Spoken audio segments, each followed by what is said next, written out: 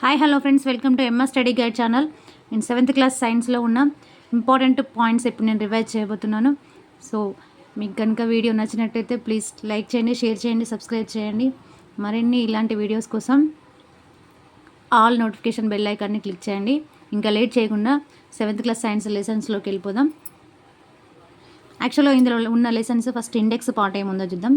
7th class first lesson ఆహారంలోని అంశాలు, second ఆమ్లాలు క్షారాలు, third one పట్టు ఉన్ని, ఫోర్త్ వన్ చలనం కాలం, ఫిఫ్త్ ఉష్ణం, సిక్స్త్ వాతావరణం శీతోష్ణ స్థితి, సెవెంత్ విద్యుత్ ప్రవాహం ఫలితాలు.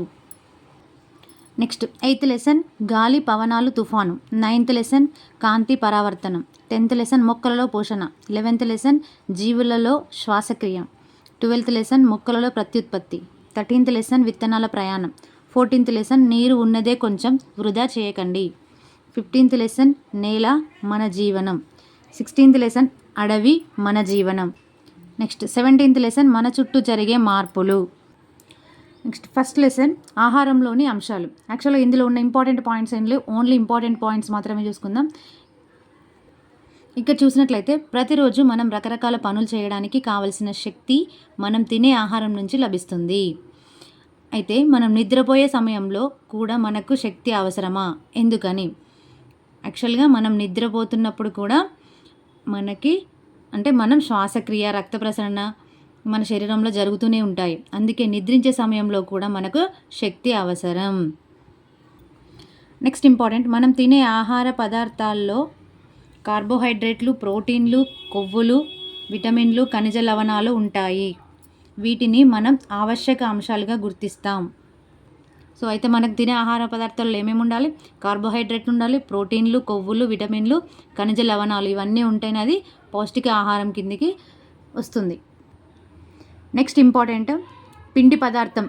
పిండి పదార్థాన్ని మనం ఎలా ఐడెంటిఫై చేయొచ్చు అంటే సజల అయోడిన్ ద్రావణం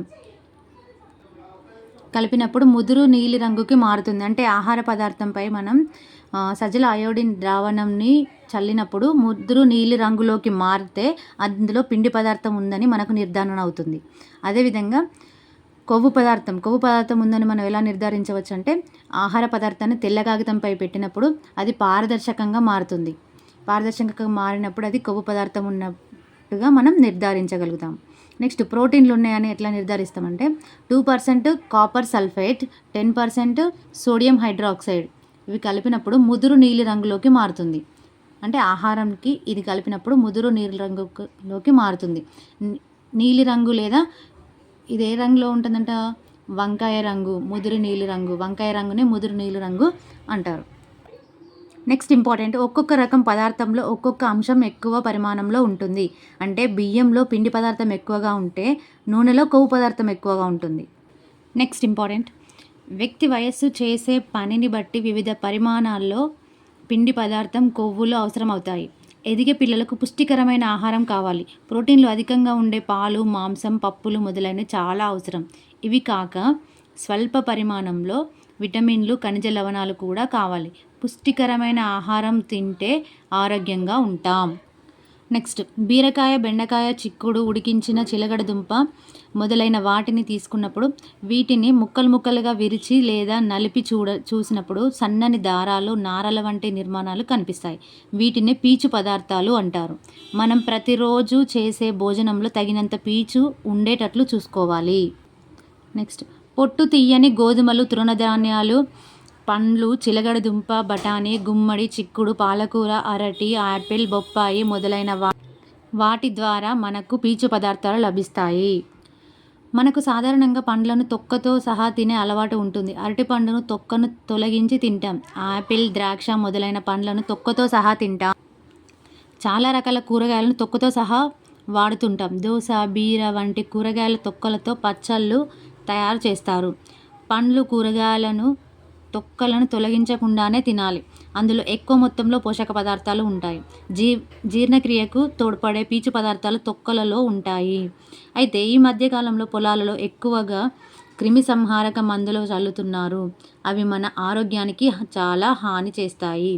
అందువల్ల పండ్లను, కూరగాయలను ఉప్పు నీటితో శుభ్రంగా కడిగి తర్వాత మాత్రమే తొక్కతో సహా తినడం మంచిది. నెక్స్ట్, నీరు మన శరీరానికి కావలసిన అతి ముఖ్యమైన అంశాలలో నీరు ఒకటి. ప్రతిరోజు మనం తగినంత నీరు త్రాగాలి. పండ్ల నుంచి, కూరగాయల నుంచి కూడా మనకు నీరు లభిస్తుందని మీకు తెలుసా? అంటే మనకు ముందే ఆల్రెడీ ప్రీవియస్ క్లాస్లో దోస నుంచి 94% వాటరు, యాపిల్ నుంచి 84% వాటర్ వస్తాయని మనకు ఆల్రెడీ తెలుసు. అంటే పండ్లలో, కూరగాయలు కూడా నీటి శాతం ఉంటుంది. నెక్స్ట్, పండ్లను, కూరగాయలను కోసి చూసినప్పుడు ఏమవుతుంది, అందులోంచి నీరులాగా కనబడుతుంది. దోస, టమాటా, చిక్కుడు, జామ, ఆలుగడ్డ, బీరకాయ, సొరకాయ వంటి కూరగాయలలో నీళ్లు ఉంటాయి. నెక్స్ట్, ప్రతిరోజు ఆహారంలో పచ్చి కూరగాయల మిశ్రమాలను, సలాడ్స్ తినడం మాత్రం మర్చిపోకండి. అంటే మనం సలాడ్స్ కూడా తినాలి ప్రతిరోజు. మీకు తెలుసా, ఇది చాలా చాలా ఇంపార్టెంట్. మీకు తెలుసా అనే బాక్స్. పిస్తా, జీడిపప్పు, బాదం పప్పు, ఎండు ద్రాక్ష, కిస్మిస్, పల్లీలు మొదలైన ఎండు పండ్లు, గింజలు శరీరానికి ఆరోగ్యాన్ని, బలాన్ని ఇస్తాయి. అయితే వీటిని తక్కువ పరిమాణంలో తీసుకోవడం మంచిది. ఇక్కడ ఇంకొక ఇంపార్టెంట్ ఏంటంటే సంతులిత ఆహారం అంటే ఏంటిది? సంతులిత ఆహారంలో ఉండాల్సినవి పిండి పదార్థాలు, ప్రోటీన్లు, కొవ్వులు, విటమిన్లు, ఖనిజ లవణాలు తగిన పరిమాణంలో ఉంటే దాన్ని సంతులిత ఆహారం అంటారు. నెక్స్ట్, శాస్త్రవేత్తలు తమ పరిశోధనల ద్వారా తెలుసుకున్నది ఏమిటంటే సంతులిత ఆహారం అంటే ఖరీదైన ఆహారం కానక్కర్లేదు. అన్నం, రొట్టెలు, పప్పులు, కూరగాయలు, కొద్దిగా నూనె, కొంచెం బెల్లం ఆహారంగా తీసుకున్నట్లయితే మనకు అవసరమైన పోషకాలన్నీ లభిస్తాయి. ఈ రకమైన సంతులిత ఆహారం తక్కువ ఖరీదులోనే లభిస్తుంది. నెక్స్ట్, తృణధాన్యాలు, పప్పులు, పాలు మొదలైనవి తగినంత తీసుకోవాలి. ఇందులో ఏముంటుంది? ప్రోటీన్స్ ఉంటాయి. పండ్లు, ఆకుకూరలు, కూరగాయలు ఎక్కువ మోతాదులో తీసుకోవాలి. ఇందులో ఏముంటుంది? ఫైబర్ అంటే పీచు పదార్థాలు ఉంటాయి. నూనె పదార్థాలు, జంతు సంబంధ పదార్థాలు తక్కువ మోతాదులో తీసుకోవాలి. ఇందులో ఏముంటాయి? కొవ్వులు ఉంటాయి. సో నెయ్యి, వెన్న, జున్ను వంటి పదార్థాలు అప్పుడప్పుడు అవసరం మేరకు తీసుకోవాలి. అంటే మనం తీసుకోవాల్సిన ఏంటి? ప్రోటీన్లు తగినంత తీసుకోవాలి, ఫైబర్ ఎక్కువ మోతాదులో తీసుకోవాలి, కొవ్వు పదార్థాలు తక్కువ మోతాదులో తీసుకోవాలి. నెక్స్ట్, జంక్ ఫుడ్ మనం ప్రతిరోజు నూడిల్స్, బర్గర్లు మాత్రమే ఆరోగ్యంగా తీసుకుంటే ఏమవుతుంది? వీటిని తీసుకోవడం వల్ల శరీరానికి అవసరమయ్యే ఇతర పదార్థాలు అంటే పోషకాలు అందకుండా పోతాయి. జంక్ ఫుడ్ తినడం వల్ల మన జీర్ణ వ్యవస్థ దెబ్బతింటుంది. ఇక్కడ ఒక ఇంపార్టెంట్ పాయింట్ రాసుకున్నాను, ఇది ఒకసారి చూసినట్లయితే వేరుశనగలో కొవ్వు అధికంగా ఉంటుంది. అంటే ఫ్యాట్ లెవెల్స్ అధికంగా ఉంటాయి వేరుశనగ అంటే పల్లీలు. నెక్స్ట్, ఒక ప్రాంత ప్రజల ఆహారపు అలవాట్లు ఆ ప్రాంత వాతావరణ పరిస్థితులపైన, సంస్కృతి, ఆచారాలపైన ఆధారపడి ఉంటాయి. మనం ఎక్కువగా అన్నం తింటాం, కానీ ఉత్తర భారతదేశంలోని ప్రజలు చపాతీలు ఎక్కువగా తింటారు. ఎందుకంటే ఆ ప్రాంతంలో గోధుమలు ఎక్కువగా పండుతాయి. వివిధ రకాల ఆహార పదార్థాల తయారీ, ఆహారం తీసుకునే విధానం అక్కడి సంస్కృతిని ప్రతిబింబిస్తుంది. ఆహారపు అలవాట్లు ప్రకృతి సౌందర్యాన్ని, వైవిధ్యాన్ని సూచిస్తాయి. నెక్స్ట్, ఆహారం పోషకాల చరిత్ర. దాదాపు 170 సంవత్సరాల కిందటి వరకు పోషణపై కొంతవరకు మాత్రమే వైజ్ఞానిక సమాచారం ఉండేది. నెక్స్ట్, ఆధునిక పోషణ వైజ్ఞానిక శాస్త్రవేత్త ఫ్రెంచ్ దేశస్థుడైన లెవోయిజర్ 1743 నుంచి 1793 వరకు చేసిన పరిశోధనలు పోషణలో ఆధునిక ఆలోచనలకు దారితీశాయి. 1752 సంవత్సరంలో జేమ్స్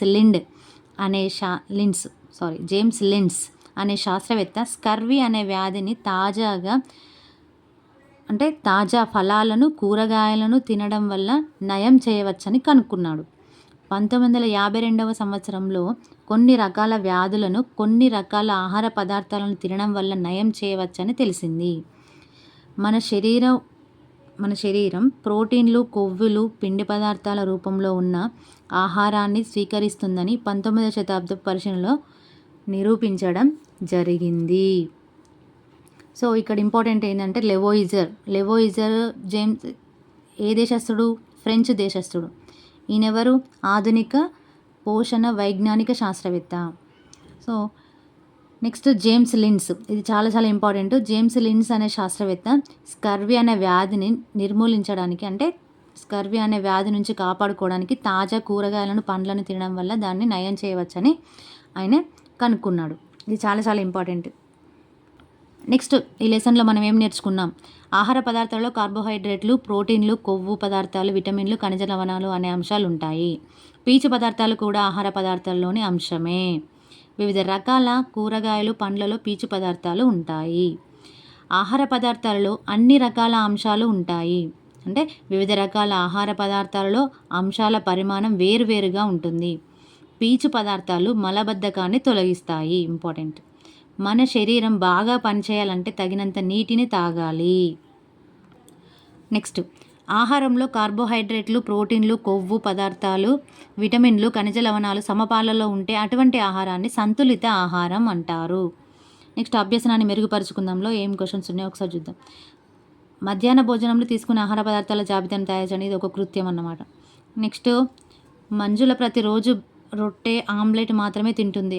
ఆమె తినే ఆహారంలో సంతులిత ఆహారమేనా? రొట్టె ఆమ్లెట్ మాత్రమే తింటే అది సంతులిత ఆహారమేనా? కాదు. అందులో ఏమేమి ఉండాలి? రొట్టెతో పాటు అంటే రొట్టెలో ఏముంటుంది? ప్రోటీన్లు ఉంటాయి, మళ్ళీ ఇంకా పిండి పదార్థం ఉంటుంది, ఇంకేం కావాలి మనకి? విటమిన్స్ కావాలి, ఖనిజ లవణాలు కావాలి. సో అది సంతులిత ఆహారం కాదు. అన్ని రకాల ఆహార పదార్థాలు తిన్నప్పుడు అది సంతులిత ఆహారం అవుతుంది. మళ్ళీ ఇందులో ఫైబర్ ఫుడ్ లేదు. అన్ని ఆహార అంశాలు ఉన్న ఆహార పదార్థాల జాబితాను అంటే సంతులిత ఆహారం పదార్థాల జాబితాను తయారు చేయమని ఇక్కడ ఒక కృత్యం ఇచ్చారన్నమాట. నెక్స్ట్, ఇక్కడ ఒక చిన్న టాస్క్ ఇచ్చారు. దీన్ని చూస్తే మనకు అర్థమైపోతుంది. నేను ఎవరిని అంటే ఫస్ట్ క్వశ్చన్ ఏంటి? నేను కాగితాన్ని పారదర్శకంగా మార్చే ఆహార పదార్థాన్ని. ఎవరు? కొవ్వు పదార్థాలు కాగితాన్ని పారదర్శకంగా మారుస్తాయని మనం తెలుసుకున్నాం కదా. సో కొవ్వు పదార్థాలు. ఆయిల్ మారుస్తుంది. ఆయిల్లో ఏముంటాయి? కొవ్వు పదార్థాలు ఉంటాయి. కోసిన బంగాళదుంపపై నన్ను వేయండి, అది నల్లగా మారుతుంది. ఏంటది? ఖనిజ లవణాలు. మన ఆహారంలో పీచు పదార్థాలు లేకపోతే ఏమవుతుంది? మలబద్ధకం వస్తుంది, కాన్స్టిపేషన్. నెక్స్ట్, మనం తీసుకునే ఆహారం సంతులిత ఆహారం కాకపోతే మనం అనారోగ్యంగా ఉంటాం. మన ఆహారంలో పీచు పదార్థాలు మలబద్ధకం ఏర్పడకుండా నిరోధిస్తుంది. నెక్స్ట్, మన ప్రతిరోజు తీసుకునే ఆహారంలో ఎక్కువ పరిమాణంలో ఉండవలసిన ఏమేమి ఉండాలి? ఎక్కువ పరిమాణంలో ఫైబర్ ఫుడ్ ఉండాలి, అంటే పీచు పదార్థాలు ఉండాలి, పచ్చి కూరగాయలు, పండ్లు ఉండాలి. నెక్స్ట్, నూనెలు, కొవ్వులు మనకు శక్తినిస్తాయి. నెక్స్ట్, ఇక్కడ ఒక మ్యాచ్ ద ఫాలోయింగ్ ఉంది, ఒకసారి చూడండి, జతపరచండి. పీచు పదార్థాలు, ప్రోటీన్లు, విటమిన్లు, ఖనిజ లవణాలు, కార్బోహైడ్రేట్లు. ఇటు సైడ్ చూసినట్లయితే సూక్ష్మ పోషకాలు శక్తినిస్తాయి, శరీర నిర్మాణానికి తోడ్పడతాయి, మలబద్ధకం తొలగిస్తాయి. పీచు పదార్థాలు ఏం చేస్తాయి? మలబద్ధకాన్ని తొలగిస్తాయి. ప్రోటీన్లు ఏం చేస్తాయి? శరీర నిర్మాణానికి తోడ్పడతాయి. విటమిన్లు, ఖనిజ లవణాలు ఏం చేస్తాయి? సూక్ష్మ పోషకాలు. కార్బోహైడ్రేట్లు ఏం చేస్తాయి? మనకి శక్తినిస్తాయి. ఇక్కడ వరకు ఫస్ట్ లెసన్లో ఉన్న ఇంపార్టెంట్ పాయింట్స్ కంప్లీట్ అయ్యాయి. నెక్స్ట్ సెకండ్ లెసన్ ఆమ్లాలు, క్షారాలు. నెక్స్ట్ ఇక్కడ ఇంపార్టెంట్, మందార పూలు, మామిడి ఆకులు, గన్నేరు పూలు, బీట్రూట్, పసుపు పూసిన కాగితం ఇవన్నీ సహజ సూచికలు. కొన్ని పదార్థాలు ఇతర పదార్థాలతో కలిపినప్పుడు వాటి రంగులో మార్పును సూచిస్తాయి. అలాంటి పదార్థాలను సూచికలు అంటారు. పసుపు పూసిన కాగితం ఒక సహజ సూచిక. నెక్స్ట్, నీలి లిట్మస్ను ఎరుపు రంగులోకి మార్చే పదార్థాలకు ఆమ్ల స్వభావం ఉంటుంది. ఎరుపు లిట్మస్ను నీలి రంగులోకి మార్చే మృదు స్పర్శ కలిగిన పదార్థాలను క్షార స్వభావం అంటారు. నెక్స్ట్, సూచికలు. వివిధ పదార్థాలు పూసిన కాగితపు ముక్కలు లిట్మస్ పట్టీలతో సహా పదార్థ స్వభావాన్ని బట్టి వాటి మీద పడినప్పుడు రంగులు మార్చుకుంటాయి. ఇలా రంగు మార్చే వాటినే సూచికలు అంటారు. ఇవి పదార్థం స్వభావం ఆమ్లమో క్షారమో తెలుపుతాయి. పదార్థాల ఆమ్ల క్షార ధర్మాలను తెలుసుకోవడానికి వీటిని ఉపయోగిస్తారు. వీటిని సూచికలను. ఒక పదార్థం ఆమ్ల పదార్థమా క్షార పదార్థమా తెలుసుకోవడానికి సూచికలను ఉపయోగించి తెలుసుకుంటారన్నమాట. నెక్స్ట్, ఆమ్ల స్వభావం ఎలా ఉంటుందో చూద్దాం. చీమ కుట్టినప్పుడు మంటగా అనిపించడం మీకు అనుభవమే కదా. చీమ కుట్టిన చోట ఫార్మిక్ ఆమ్లాన్ని విడుదల చేయడం వల్ల మంటగా, నొప్పిగా అనిపిస్తుంది. అంటే జంతువులలో, మొక్కలలో ఉండే ఆమ్లాలను సహజ ఆమ్లాలు అంటారు. జంతువులలో ఆమ్లం ఉంటుంది. నెక్స్ట్, మొక్కలలో ఉండే ఆమ్లాలను ఏమంటాం? సహజ ఆమ్లాలు అంటారు. నెక్స్ట్, ఇక్కడ చూసుకున్నట్లయితే ఈ టేబుల్ చాలా చాలా ఇంపార్టెంట్. ఆమ్లము, పదార్థం, ఏ ఆమ్లంలో ఏ పదార్థం ఉంటుందనేది చాలా చాలా ఇంపార్టెంట్. చాలాసార్లు టెట్ ఎగ్జామ్లో వచ్చింది. సో గుర్తుంచుకునే ప్రయత్నం చేయండి. ఎసిటిక్ ఆమ్లంలో వెనిగర్ ఉంటుంది. ఓలిక్ ఆమ్లం ఆలివ్ ఆయిల్, అంటే ఎసిటిక్ ఆమ్లం వెనిగర్లో ఉంటుంది. ఆలివ్ నూనెలో ఓలిక్ ఆమ్లం ఉంటుంది. నెక్స్ట్, సిట్రిక్ ఆమ్లం నిమ్మ, నారింజలో ఉంటుంది. స్టీరిక్ ఆమ్లం కొవ్వు పదార్థాలలో ఉంటుంది. బ్యూటరిక్ ఆమ్లం వెన్నలో ఉంటుంది. టార్టారిక్ ఆమ్లం ద్రాక్ష, చింతపండులో ఉంటుంది. లాక్టిక్ ఆమ్లం మజ్జిగ, పెరుగులో ఉంటుంది. పామాటిక్ ఆమ్లం పామాయిల్, ఆక్సాలిక్ ఆమ్లం పాలకూర, టమాటా, ఆస్కార్బిక్ ఆమ్లం ఉసిరి, మాలిక్ ఆమ్లం యాపిల్స్, యూరిక్ ఆమ్లం మూత్రం. ఏ ఆమ్లాలు ఏ పదార్థాల్లో ఉంటాయో అనేది చాలా చాలా ఇంపార్టెంట్, గుర్తుంచుకునే ప్రయత్నం చేయండి. నెక్స్ట్ సహజ ఆమ్లాలతో పాటు కొన్ని రసాయనిక ఆమ్లాలను చూసినట్లయితే ఉదాహరణకు సల్ఫ్యూరిక్ ఆమ్లం, హైడ్రోక్లోరిక్ ఆమ్లం, నత్రిక్ ఆమ్లం, ఇవన్నీ ఆమ్లాలు. ఇవి కూడా ఆమ్లాలకు చెందిన పదార్థాలు. అంటే ఇందాకున్న ఈ టేబుల్లో ఉన్న అన్ని సహజ ఆమ్లాలు, ఇవి రసాయనిక ఆమ్లాలు అన్నమాట. ఏంటి? సల్ఫ్యూరిక్ ఆమ్లం, హైడ్రోక్లోరిక్ ఆమ్లం, నత్రిక్ ఆమ్లం, ఇవన్నీ రసాయనిక ఆమ్లాలు. ఈ పైన టేబుల్లో ఉన్నాయన్నీ సహజ ఆమ్లాలు. నెక్స్ట్ క్షార స్వభావం. సున్నపు నీటిని ఎప్పుడైనా తాకి చూసారా? అంటే మృదు స్పర్శ, జారుడు స్వభావం కలిగిన మరికొన్ని పదార్థాల పేర్లు రాయండి. అంటే ఇక్కడ సున్నపు నీటికి అవి క్షారం అన్నమాట, కాల్షియం కార్బోనేట్ అంటాం, అవి క్షార స్వభావాన్ని కలిగి ఉంటుంది. ఇక్కడ చూసినట్లయితే జారుడు స్వభావం ఉన్న పదార్థాలకు క్షార స్వభావం ఉంటుంది. నిత్య జీవితంలో మనం క్షార లక్షణం కలిగిన అనేక పదార్థాలను ఉపయోగిస్తుంటాం. ఒకసారి కింది పట్టికను చూసినట్లయితే మీకు క్లియర్గా అర్థమైపోతుంది. సున్నపు నీరు, కాల్షియం హైడ్రాక్సైడ్, సబ్బులు, సోడియం హైడ్రాక్సైడ్, పొటాషియం హైడ్రాక్సైడ్, గాజును శుభ్రపరిచే ద్రవాలు, ammonium hydroxide, milk of magnesium hydroxide. ఇట్లా హైడ్రాక్సైడ్ ఉన్నాయన్ని క్షారాలు, ఇట్లా ఆమ్లం అని ఉన్నాయన్ని ఆమ్ల పదార్థాలు. నెక్స్ట్ మెగ్నీషియం ఆక్సైడ్లు నీటిలో కరిగినప్పుడు మెగ్నీషియం హైడ్రాక్సైడ్ ఏర్పడుతుంది. అదేవిధంగా సోడియం, పొటాషియం ఆక్సైడ్లు నీటిలో కరిగినప్పుడు సోడియం హైడ్రాక్సైడ్, పొటాషియం హైడ్రాక్సైడ్లను ఏర్పరుస్తాయి. ఈ హైడ్రాక్సైడ్లకు క్షార స్వభావం ఉంటుంది. వీటికి జారుడు స్వభావం ఉంటుంది. అంటే మెగ్నీషియం హైడ్రాక్సైడ్ను నీటిలో కరిగినప్పుడు, నీటి యొక్క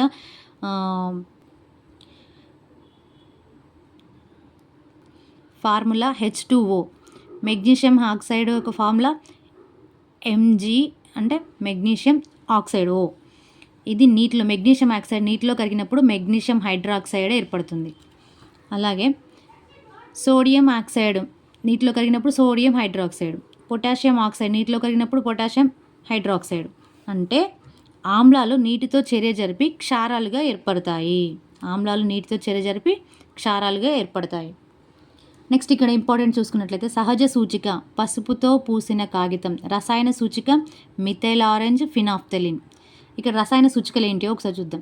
మిథైల్ ఆరెంజ్, ఫినాఫ్థలిన్ ద్రావణాలను ఆమ్లాలు, క్షారాలు పరీక్షించడానికి సూచికలుగా ఉపయోగిస్తారు. నిమ్మకాయను కోస్తే రక్తం వస్తుందా? గారడి వాళ్ళు, మంత్రగాళ్ళు నిమ్మకాయను కోస్తే ఎర్రటి ద్రవం వస్తుందని మాయ చేస్తుంటారు. అది రక్తమేనా? అది ఒక సైన్స్ మాత్రం, అంటే ఒక సైన్స్ సూత్రమే అన్నమాట. అది రక్తం కాదు, నిజమైంది. అసలు విషయం ఏంటంటే మిథైల్ ఆరెంజ్ లేదా మందార పువ్వును పూసిన కత్తితో నిమ్మకాయను కోస్తారు. మందార పువ్వు లేదా మిథైల్ ఆరెంజ్తో నిమ్మరసం, అంటే సిట్రిక్ ఆమ్లం కలపడం వల్ల ఎర్రగా మారుతుంది. అది ఎర్రని నిమ్మరసమే కానీ రక్తం కాదు.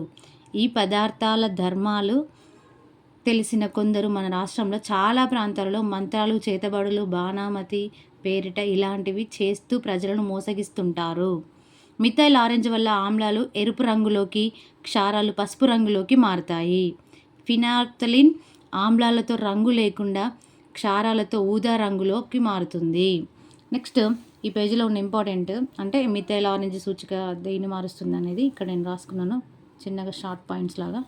ఒకసారి ఇది చూసినట్లయితే మీకు ఈజీగా గుర్తుండిపోతుంది. మిథైల్ ఆరెంజ్ వల్ల ఆమ్లాలు ఎరుపు రంగులోకి మారుతాయి. అదే క్షారాలు అయితే పసుపు రంగులోకి మారుతాయి. నెక్స్ట్ ఫినాఫ్థలిన్ రంగు లేకుండా మారుతుంది. ఫినాఫ్థలిన్ ఆమ్లాలతో రంగు లేకుండా మారుతుంది. అదే క్షారాలతో లేత గులాబీ రంగులోకి మారుతుంది. ఇక్కడ గుర్తుంచుకోవాల్సింది ఏంటంటే మిథైల్ ఆరెంజ్ సూచిక వల్ల ఆమ్లాలు, క్షారాలు ఎట్లా మారుతాయి? ఆమ్లాలు ఏమో ఎరుపు రంగులోకి మారుతాయి, క్షారాలు ఏమో పసుపు రంగులోకి మారుతాయి. ఫినాఫ్థలిన్ సూచిక వల్ల ఆమ్లాలు రంగు లేకుండా ఉంటాయి, క్షారాలు లేత గులాబీ రంగులోకి మారుతాయి. ఇది గుర్తుంచుకునే ప్రయత్నం చేయండి.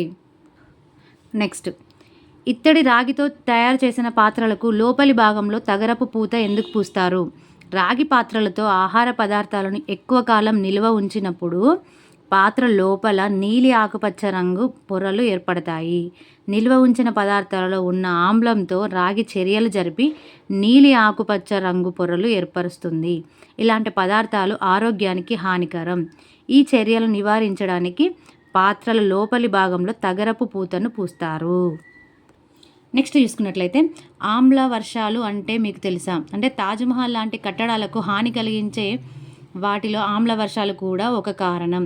పరిశ్రమలలో నుంచి వెలువడే వ్యర్థ పదార్థాలలో గల carbon dioxide, sulphur dioxide, nitric oxide వాతావరణంలోని తేమతో రసాయన చర్య జరిపి సల్ఫ్యూరిక్ ఆమ్లం, నత్రిక్ ఆమ్లం, కార్బానిక్ ఆమ్లంగా రూపొందుతాయి. ఇవి వర్షం నీటిలో కరిగి ఆమ్ల వర్షాల రూపంలో భూమిని చేరుతాయి.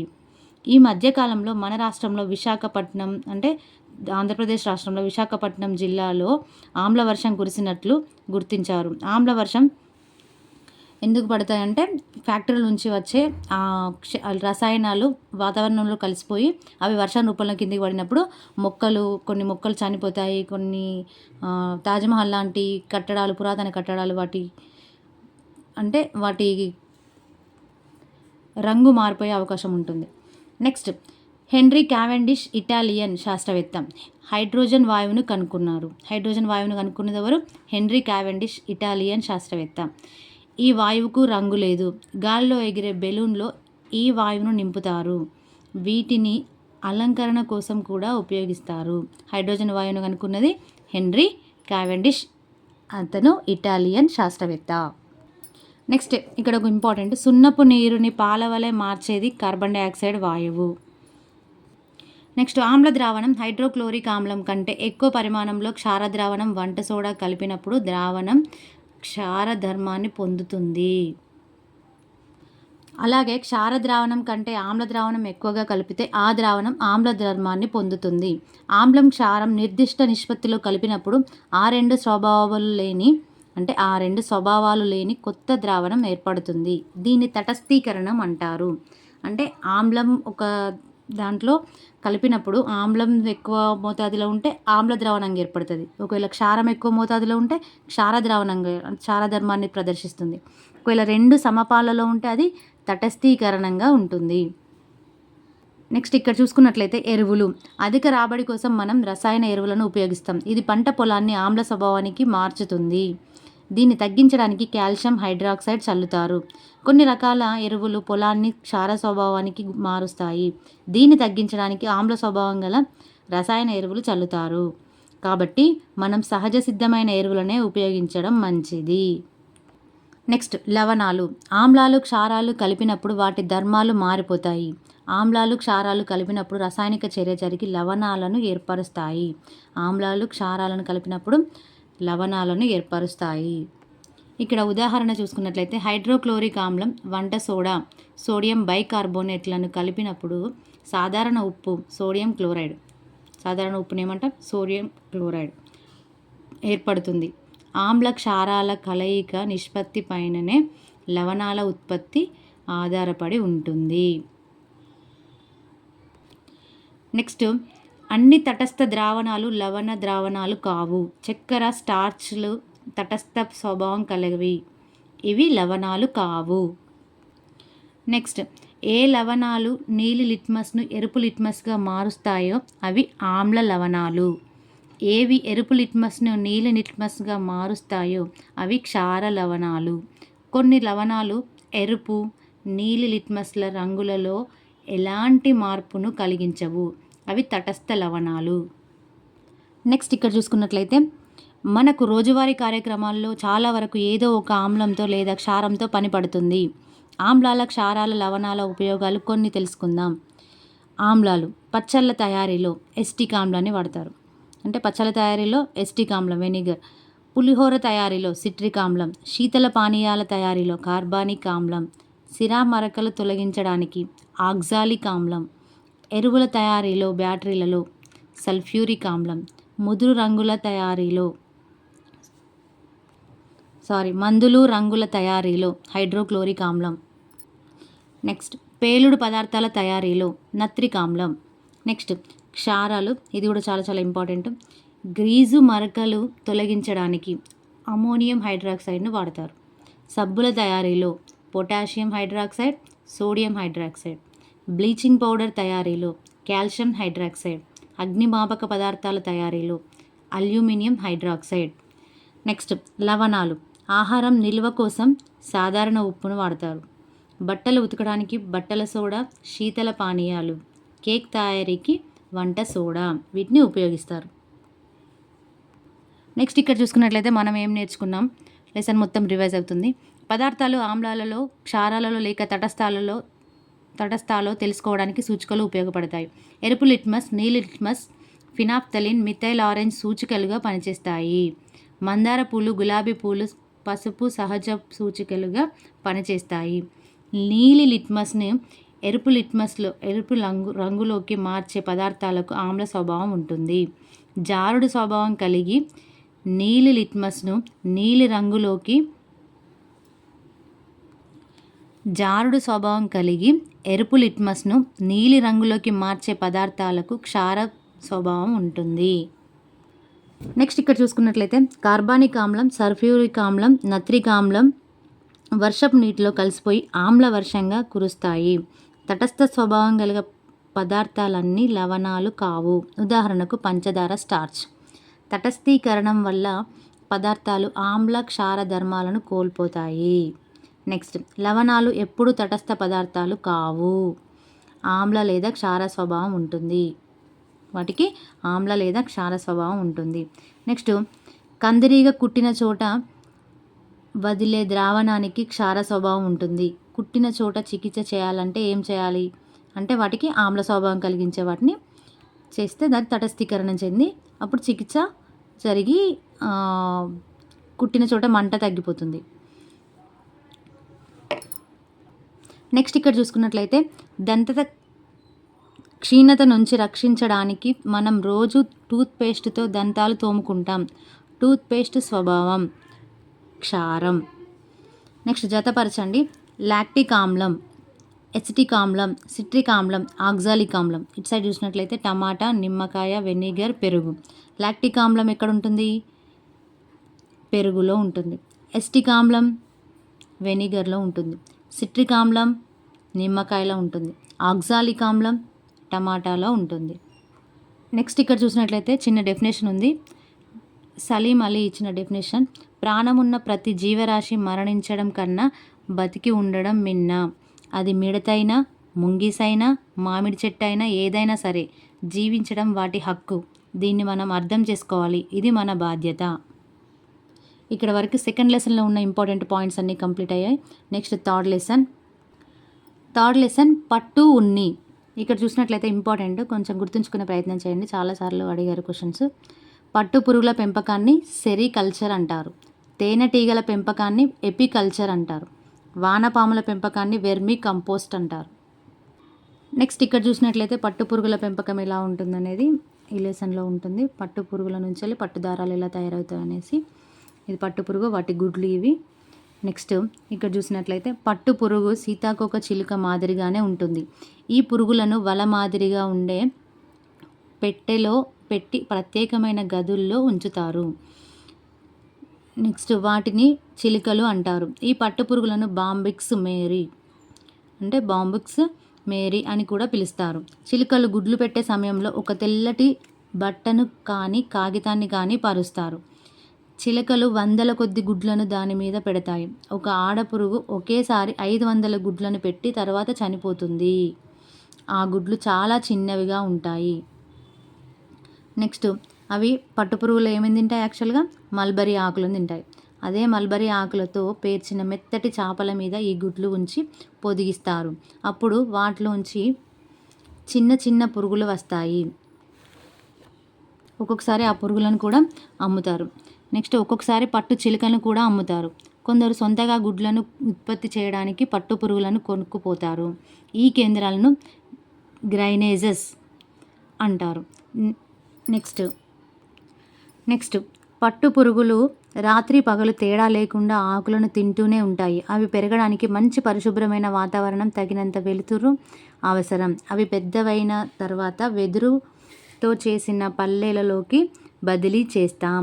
ఈ వెదురు పల్లెలను చంద్రికలు అంటారు.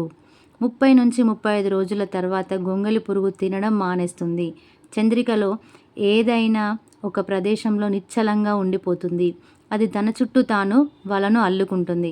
పట్టుపురుగు నోటిని అటూ ఇటూ కదిలిస్తూ దారం లాంటి పదార్థాన్ని విడుదల చేస్తుంది. గాలి వేడి తగలగానే ఈ దారం గట్టిగా అవుతుంది. గొంగళి పురుగు తనను తాను కప్పుకుంటూ వల మాదిరిగా అల్లుకుంటుంది. చివరికి పురుగు మొత్తం మూసుకుపోయేలా గూడు అల్లుకుంటుంది. ఇది చూడడానికి ఒక మూసిన సంచి మాదిరిగా కనిపిస్తుంది. దీన్నే పట్టుకాయ లేదా కకూన్ అంటారు. పట్టుపురుగు డింబకం కకూన్లో అనేక రకాల మార్పులు చెంది పురుగుగా మారుతుందని తెలుసు. నెక్స్ట్ 2 నుంచి 3 వారాల తర్వాత పట్టు చిలుకలు కకూన్ నుంచి బయటకు వచ్చి ఎగిరిపోతాయి. కాబట్టి పట్టుపురుగు నుంచి చిలుకలు బయటికి వచ్చి ఎగిరిపోక ముందుకే వాటిని ఏం చేస్తారు ఒకసారి ఇక్కడ చూద్దాం. కకూన్ ఏర్పడిన 2 నుంచి 3 రోజులకే వాటిని పళ్ళెం నుంచి తొలగించాలి. డింబకాలను చంపడాన్ని స్టిఫింగ్ అంటారు. డింబకాలను 10 నుంచి 15 నిమిషాల పాటు వేడి నీటిలో ఉడికిస్తారు. కకూన్ను ఉడికించడం వల్ల డింబకాన్ని చంపవచ్చు లేకపోతే అది పట్టు చిలకగా మారి కకూన్ను పగలగొట్టుకొని బయటికి వస్తుంది. దానివల్ల కకూన్లో పట్టుదారం తెగిపోతుంది. అటువంటి కకూన్ నుంచి బట్టలు నేయడానికి సరిపోయే నాణ్యమైన పట్టుదారాన్ని పొందలేము. స్టిఫింగ్ చేసినట్లయితే కకూన్లను ఎక్కువ కాలం పాటు నిల్వ చేయడానికి వీలు కలుగుతుంది. రీలింగ్ కేంద్రాలలో ఈ పద్ధతిని అవలంబిస్తారు. ఈ కకూన్లను సీల్ చేసి బస్తాలలో ఉంచి మార్కెట్లో అమ్ముతారు. కకూన్లను వారంలోపే అమ్మాల్సి ఉంటుంది. నెక్స్ట్ మదనపల్లి, ధర్మవరం, కదిరి, పలమనేరు, రాయచోటు, హైదరాబాద్ మార్కెట్లో కకూన్లను ధరలు చేసి అమ్ముతారు. నెక్స్ట్ మీకు తెలుసా, ఇది చాలా చాలా ఇంపార్టెంట్. మల్బరీతో పాటు టస్సర్ పట్టు అంటే దేశాలి పట్టును కూడా మన రాష్ట్రంలో ఉత్పత్తి చేస్తారు. కొన్ని రకాల పట్టు పురుగులను టెర్మేనేలియా ఓక్ చెట్లపైన పెరుగుతాయి. వాటి గుడ్ల నుంచి టస్సర్ పట్టు ఉత్పత్తి చేస్తారు. ఎక్కువగా గిరిజనులు ఇటువంటి పట్టును ఉత్పత్తి చేస్తుంటారు. ఇటువంటి పట్టు మొక్కలను కరీంనగర్, ఆదిలాబాద్, వరంగల్, ఖమ్మం ఈ ప్రాంతాలలో పెంచుతుంటారు. నెక్స్ట్ ఇక్కడ చూసినట్లయితే పట్టు దారాల్లో ఏమేం ప్రోటీన్లు ఉంటాయంటే సిరిసిన్, ఫైబ్రోయిన్ అనే ప్రోటీన్లు ఉంటాయి. డింబకాలను చంపడాన్ని స్టిఫింగ్ అంటారు. పట్టికాయల నుండి పట్టు దారాన్ని తీయడాన్ని రీలింగ్ అంటారు. నెక్స్ట్ పోచంపల్లి పట్టును టై అండ్ డై లేదా జమదాని పట్టు అని కూడా అంటారు. పోచంపల్లి పట్టు చాలా ఫేమస్, ఎందుకంటే అది రంగులు అద్దడంలో చాలా డిఫరెంట్ వేస్ యూజ్ చేస్తారు. అదేంటంటే నలుపు ఎరుపు రంగు రావడానికి అలిజారిన్లో ముంచి తీస్తారు. ఎరుపు రంగు రావడానికి అలిజారిన్లో ఉడకబెడతారు. నలుపు రంగు రావడానికి ఇనుప రజను, వెనిగర్ను అలిజారిన్లో కలిపి ఉడకబెడతారు. నెక్స్ట్ ఇక్కడ పట్టుపురుగు దశలు చూసినట్లయితే గుడ్డు నుంచి మొదలుకొని లార్వా, నెక్స్ట్ ప్యూపా దశ, ఇమాగు. గుడ్డు, లార్వా, ప్యూపా, ఇమాగు. ఇది పట్టుపురుగు యొక్క జీవిత చరిత్ర. ఇక్కడ చూసినట్లయితే ఒక కకూన్ నుంచి 1000 నుంచి 3000 అడుగుల పొడవైన దారం లభిస్తుంది. ఒక పౌను పట్టు తయారు చేయడానికి 2000 నుంచి 3000 వరకు కకూన్లు అవసరమవుతాయి. ఇది దాదాపుగా 5 మిలియన్ల అడుగులు లేదా 1000 మైళ్ళ కంటే ఎక్కువ పొడవు ఉంటుందన్నమాట. పట్టు పరిశ్రమల్లో పనిచేసే వాళ్ళు చర్మ మరియు శ్వాస సంబంధ వ్యాధులతో బాధపడుతుంటారు. నెక్స్ట్ ఇక్కడ చూసుకున్నట్లయితే జంతువుల వెంట్రుకలను ఉన్ని లేదా ఫ్లీస్ లేదా ఫర్ అని కూడా అంటారు. ఉన్ని వెంట్రుకలు ప్రోటీన్ను కలిగి ఉంటాయి. మెరినో జాతి గొర్రె నుంచి నాణ్యమైన ఉన్ని లభిస్తుంది. అందుకోసం వాటిని ప్రత్యేకంగా పెంచుతారు. వాటి ఉన్ని 3 నుంచి 5 అంగుళాల పొడవుగా, సన్నగా, మృదువుగా ఉంటుంది. ఇది చాలా విలువైనది. ఒక మెరినో గొర్రె సంవత్సరానికి 5 నుంచి 18 కిలోల ఉన్నిని ఉత్పత్తి చేస్తుంది. నెక్స్ట్ రాజస్థాన్లో నివసించే ఒంటె వెంట్రుకలు, కాశ్మీర్లో నివసించే అంగోరా గొర్రె వెంట్రుకలు ఒకే విధంగా ఉండవు. ఒంటె వెంట్రుకలు గరుకుగా, ముతగగా ఉంటాయి. కొన్ని జంతువులలో గరుకు వెంట్రుకల కింద మెత్తగా ఉండే ఉన్ని ఉంటుంది. అంగోరా గొర్రె లేదా మెరినో గొర్రెల ఉన్ని చాలా మెత్తగా ఉంటుంది. నెక్స్ట్ గొర్రెల ఉన్నిని కత్తెరలతో కత్తిరిస్తున్నారు. సాధారణంగా వసంత ఋతువులో మాత్రమే గొర్రెల ఉన్నిని రేజర్లతో తొలగిస్తారు. ఈ పద్ధతిని కత్తిరించడం షీరింగ్ అంటారు. షీరింగ్ చేసేటప్పుడు గొర్రెల చర్మానికి దెబ్బ తగలకుండా గ్రీజ్ను పూస్తారు. నెక్స్ట్ ఇక్కడ షార్ట్కట్లో చూసుకున్నట్లయితే జంతువుల వెంట్రుకలను ఫ్లీజ్, ఫర్ లేదా ఉన్ని అంటారు. కత్తిరించడాన్ని షీరింగ్ అంటారు. కడగడాన్ని స్కోరింగ్ అంటారు. వేడి చేయడాన్ని ఊల్ క్లాసింగ్ అంటారు. అల్లడాన్ని నిట్టింగ్ అంటారు. నెక్స్ట్ ఉన్ని దారాలతో ఉన్ని దుస్తులు నేయడానికి నేత మగ్గాలు, మరమగ్గాలు ఉపయోగిస్తారు. పత్తి, ఉన్ని, పట్టు దారం ఏదైనప్పటికీ మగ్గం మీద నేసే విధానం ఒకే విధంగా ఉంటుంది. మగ్గంలో దారాలు పైనుంచి కిందకు వేలాడుతూ ఉంటాయి. వీటిని నిలువు దారాలు అంటే పడుగు అంటారు. వీటికి అడ్డంగా పక్కపక్కగా ఉండే దారాలను అడ్డు దారాలు లేదా పేక అంటారు. ఓకే, కండె లాంటి సూది అడ్డు దారాలను ఒకసారి పైకి ఒకసారి లోపలికి వెళ్ళేలా ఏకాంతరంగా మారుస్తూ ఉంటుంది. మగ్గంలో మరొక ముఖ్య భాగం పటక, హార్నస్. ప్రతి నిలువు దారాన్ని పైకి లేపి అడ్డు దారాలు దానికి కింద నుండి పైనుండి పోవడానికి వీలు కలిగిస్తుంది. ఇలా మగ్గంలో వస్త్రం తయారవుతుంది. ఇక్కడ చూసినట్లయితే ఇది ఒక ఫ్లో చార్ట్ లాగా చూసినట్లయితే ఫస్ట్ కత్తిరించడం అంటే ఉన్నిని కత్తిరిస్తారు. కత్తిరించడాన్ని ఏమంటాం? షీరింగ్ అంటారు. నెక్స్ట్ కడగడం, స్కోరింగ్. వేరు చేయడం, సార్టింగ్. విరంజన చేయడం, బ్లీచింగ్. రంగులు వేయడం, డైయింగ్. దువ్వడం, కార్డింగ్. నెక్స్ట్ చుట్టలు చుట్టడం, రోలింగ్. వడకడం, స్పిన్నింగ్. అల్లడం, నిట్టింగ్. తర్వాత ఉన్ని బట్టలు తయారవుతాయి. ఈ వరుస క్రమాన్ని గుర్తుంచుకునే ప్రయత్నం చేయండి, చాలా చాలా ఇంపార్టెంట్. నెక్స్ట్ ఇక్కడ చూసుకున్నట్లయితే ఇంపార్టెంట్, జంతువుల దారాల్లో ప్రోటీన్ ఉంటుంది, మొక్కల దారాల్లో పిండి పదార్థాలు ఉంటాయి. నెక్స్ట్ పట్టు, పత్తి, దీనికి డిఫరెన్స్ ఏంటి చూద్దాం. ఇది ప్రధానంగా ఒక ప్రోటీన్, ఇది ప్రధానంగా సెల్యులోజ్ అనే కార్బోహైడ్రేట్. కార్బోహైడ్రేట్ అంటే ఏంటిది? పిండి పదార్థం. నెక్స్ట్ మీకు తెలుసా, ఇది చాలా చాలా ఇంపార్టెంట్ అని చాలాసార్లు చెప్పాను. సో ఉన్ని అధమ ఉష్ణవాహకం. ఉన్ని అధమ ఉష్ణవాహకం. ఉన్ని దారాలలో గాలి నిల్వ ఉంటుంది. మన శరీరం లోపలి వేడిని బయటకు పోనీయకుండా కాపాడుతుంది. అందువల్ల మనకు వెచ్చగా అనిపిస్తుంది. చలి నుండి రక్షణ పొందుతాం. ఎడారి ప్రాంతాలలో ఉండే ప్రజలు కూడా ఉన్ని బట్టలు వాడతారు. ఎందుకో ఆలోచించండి. ఎందుకంటే ఉన్ని అధమ ఉష్ణవాహకం కాబట్టి. ఉన్ని దుస్తులు మంటలను ఆర్పడానికి కూడా ఉపయోగపడతాయి. నెక్స్ట్ మనం ఏం నేర్చుకుందాం ఇందులో చూసినట్లయితే, జంతువుల నుంచి లభించే దారాలను సహజ దారాలు అంటారు. జంతు దారాలలో ప్రోటీన్లు ఉంటాయి, మొక్కల దారాల్లో పిండి పదార్థాలు ఉంటాయి. పట్టు కోసం పట్టు పురుగులను పెంచడాన్ని పట్టు సంవర్ధనం లేదా సెరికల్చర్ అంటారు. పట్టు పురుగు జీవిత చరిత్రలో గుడ్డు, డింబకం, ప్యూపా, ప్రౌఢజీవి. ప్యూపానే మనం ఇక్కడ డింబకం లార్వా అంటారు. నెక్స్ట్ ప్రౌఢజీవిని ఇమాగో అంటారు. నెక్స్ట్ కకోన్ నుంచి పట్టు దారాన్ని వేరు చేయడాన్ని రీలింగ్ అంటారు. నెక్స్ట్ ఇక్కడ చూసుకున్నట్లయితే ఉన్ని దుస్తులు ప్రాచీన మానవ నాగరికత అంత పురాతనమైనవి. పురావస్తు శాస్త్ర ఆధారాల ప్రకారం ఉన్ని కలిగిన గొర్రెలను క్రీస్తుపూర్వం 6000 సంవత్సరాల నుండే ఇరాక్ దేశస్థులు పెంచడం ప్రారంభించినట్లు తెలుస్తుంది. ఉన్నితో తయారు చేసిన ఆభరణాలు క్రీస్తుపూర్వం 3000 నుంచి 2000 సంవత్సరాల క్రితం నాడే ఉపయోగించేవారట.